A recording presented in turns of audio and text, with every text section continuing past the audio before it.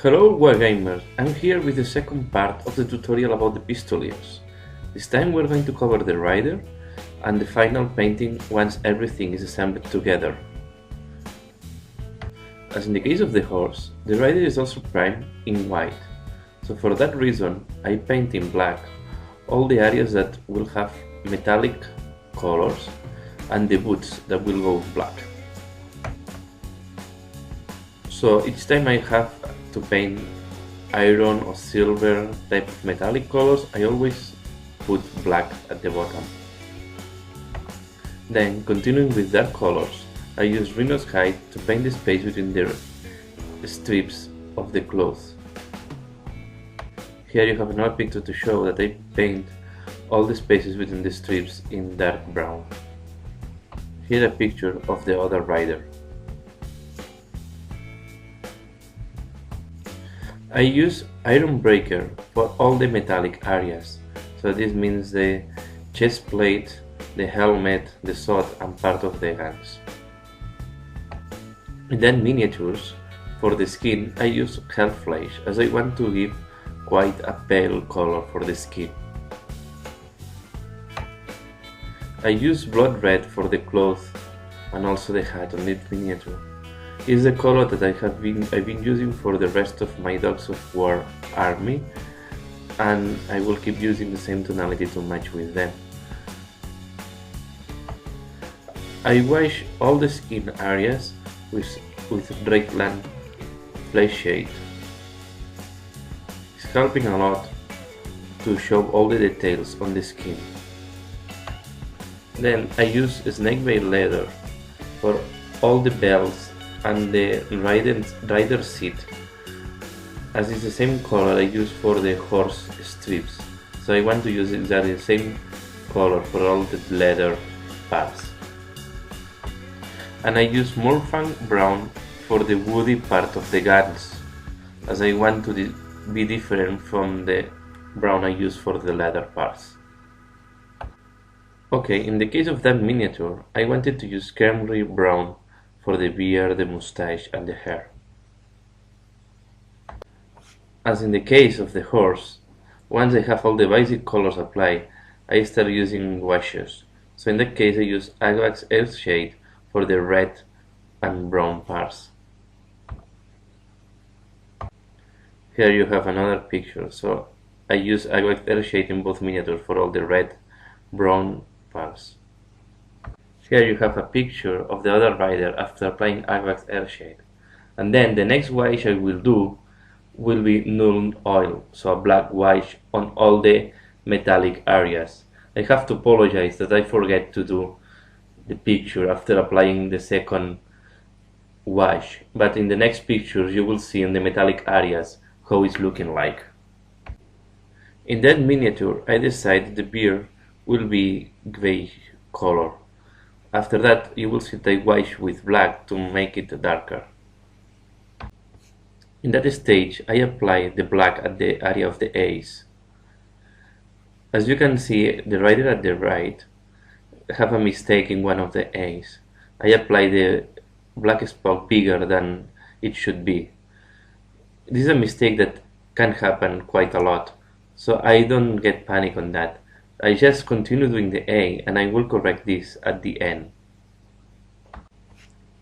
As I explained before, I forget to make a picture after applying the null oil on the metallic areas, but here you can see how it starts looking like after applying this wash on the metallic parts. Null oil is a very good wash for all the metallic areas and is helping a lot to do the shades on the metallic parts. If you want to do more a rust effect, you also can use Agvax Air shade that will give some brownish tonalities. As I do always for the A's, then I apply the white, trying to leave the black around. Here you have another picture of the miniatures after applying the white in the A's. And after applying the white, I do the black in the middle. I hope in that picture you can see better the details on the face. at this stage. In the case of the miniature, when I did a mistake on one of the A's, I applied tan flesh to eliminate the excess of black. To finalize with the face, I use squirk orange on the bottom lips of the miniatures. This is an experiment that I just did for the miniatures because I think this orange is quite close to flesh tones and reddish tones, and I was thinking maybe it's doing a good job to show the lips of the miniatures, and I think it's working quite well. Here I start doing the highlights on the red areas. First layer of highlights I did is with blazing orange. For the piece of cloth that they have at the back, I decided to use Fortress Grey. Then I did a wash with null oil. In the picture you can see how null oil is helping a lot to show the roll of the cloth. I use dryad bark for the straps on the roll of cloth. I highlight all the brown, light blown areas with XV88. And at this stage, I take out the miniatures from the bases and I start doing the bottom of the feet. So I apply black, Abaddon black. Here what I want to show is that I highlight the guns with Morphan brown again. Also, I always do the same, so I like to clean the wash after applying. Then for the black parts, I use Adeptus Battle Grey. If you have seen other of my tutorials, you will see that I normally use this grey to do the first highlight on blacks. And I do the second highlight on the black with Fortress Grey. I think black is quite a difficult color, and I also look for high contrast highlights. Here you have another picture how the boots are looking after applying Fortress Grey. I paint the stirrups with Volgum metal, and here you see a picture after gluing the rider on the horse. But I decide to, after doing that operation, I decide to do some fine touches. Okay. Here you have another picture after gluing the riders on the horses. At that point, I remembered that I was forgetting the scarab of the sword. So one is having an empty scarab as the sword is in the hand, and the other one have a scarab with the sword in. So I paint them in black as a primer color.